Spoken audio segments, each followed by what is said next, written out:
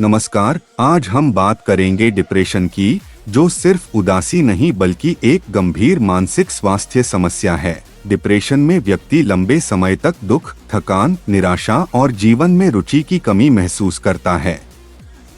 वैज्ञानिक शोध बताते हैं कि यह दिमाग में केमिकल इम्बैलेंस जैसे सेरोटोनिन और डोपामिन के कम होने से जुड़ा होता है, लेकिन केवल केमिकल ही कारण नहीं है। जीवन की कठिन घटनाएं जैसे असफलता, रिश्तों में तनाव, आर्थिक समस्याएं और अकेलापन भी इसे बढ़ा सकते हैं।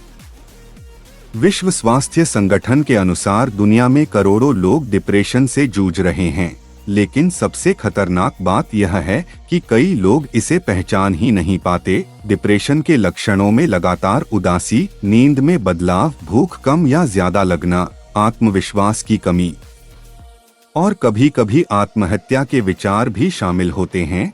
अब सवाल यह है कि दिमाग में आखिर ऐसा क्या होता है। रिसर्च बताती है कि डिप्रेशन में हिप्पोकैम्पस नाम का दिमाग का हिस्सा छोटा हो सकता है, जो याददाश्त और भावनाओं को नियंत्रित करता है।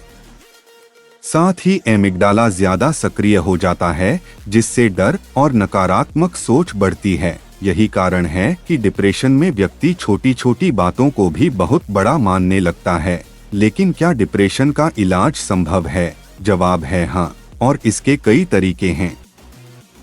जैसे थेरेपी, जिसमें कॉग्निटिव बिहेवियरल थेरेपी सबसे प्रभावी मानी जाती है। इसमें व्यक्ति अपनी नकारात्मक सोच को पहचानकर उसे बदलना सीखता है। दूसरी तरफ दवाइयाँ जैसे एंटीडिप्रेसेंट्स दिमाग के केमिकल बैलेंस को सुधारने में मदद करती हैं। लेकिन दवा हमेशा डॉक्टर की सलाह से ही लेनी चाहिए। इसके अलावा लाइफस्टाइल में बदलाव भी बहुत जरूरी है, जैसे नियमित व्यायाम करना, क्योंकि एक्सरसाइज से एंडोर्फिन रिलीज होते हैं जो मूड को बेहतर बनाते हैं। धूप में समय बिताना, क्योंकि सूर्य की रोशनी से सेरोटोनिन बढ़ता है।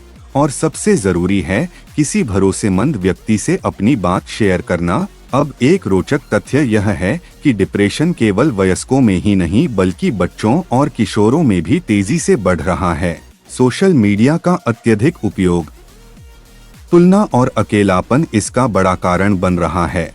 इसलिए मानसिक स्वास्थ्य के प्रति जागरूक होना बहुत जरूरी है। अंत में याद रखें, डिप्रेशन कमजोरी नहीं बल्कि एक मेडिकल कंडीशन है और इसका इलाज संभव है।